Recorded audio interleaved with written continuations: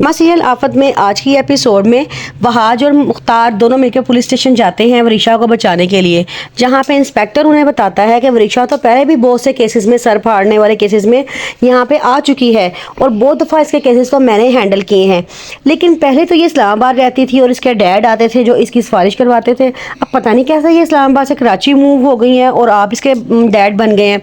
तो वो आगे से कहता है कि कौन से डैड, मतलब तो वहाज कहता है कि क्या महमूद नाम था उसके डैड का? तो कहते हैं कि हाँ जी, महमूद ही नाम था उनके डैड का और वो अक्सर इसकी बेल करवाने के लिए आते थे और वो काफ़ी ज़्यादा केसेस में यहाँ पे फंसी हुई थी। तो वो कहता है कि अच्छा चलो ठीक है, आप वरीशा से मिलने दें। वो कहते हैं ठीक है, जाएँ आप वरीशा से थोड़ी देर के लिए मुलाकात कर सकते हैं। वहाज और मुख्तार वरीशा से मुलाकात करने के लिए चले जाते हैं। वरीशा वहाज से कहती है कि तुम्हें किसने बताया कि मैं यहाँ पे हूँ? तो वहाज कहता है कि मुझे तुम्हारी मामा ने बताया है। वरीशा कहती है मामा ने बताया है तुम्हें? कहता है हाँ जी, और उनकी बहुत बुरी हालत थी, वो बहुत परेशान थी, उनकी हालत देख के ही मैं यहाँ पे आई हूँ, वरना मैं तो कभी यहाँ पे आता भी ना। और तुम्हें पता है तुम्हारे वो डैड जिन्हें तुम प्यार से डैड कह के बुलाती थी ना, उन्होंने तुम्हें बेटी माने से ही इनकार कर दिया है। तो आगे से वो कहती है कौन? महमूद पापा?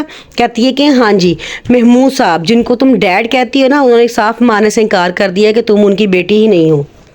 मुख्तार और वहाज घर आते हैं तो वो महक को अपने पास बुलाते हैं और कहते हैं कि काश मैं रज़ा की वफ़ात के बाद वरीशा को आपके पास छोड़ता ही ना, क्योंकि आप उसकी अच्छी तरबियत नहीं कर सकी।